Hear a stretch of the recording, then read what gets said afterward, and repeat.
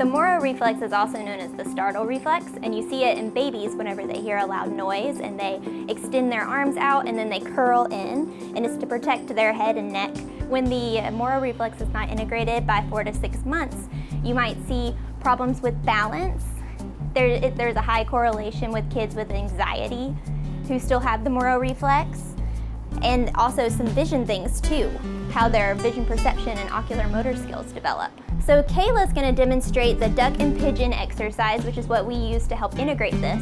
For the first one, you're going to turn your feet out and hold your dowel with your hands palms down.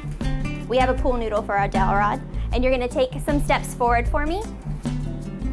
And you just want to make sure that they're keeping this nice and even, and you're kind of looking for like stiffness and locked knees, but she did that beautifully. So let's go back and we'll do the pigeon walk now, where you turn your toes inward and your palms are going to be facing up, and the same thing, you walk forward about 15 feet, and you're wanting them to try their hardest to keep that dowel rod even and to have the most normal walk you can with your toes turned in. This is the starfish exercise, and it's another option for integrating the Moro reflex, and usually your therapist will choose which one for you to take home depending on the child, just what works best for them.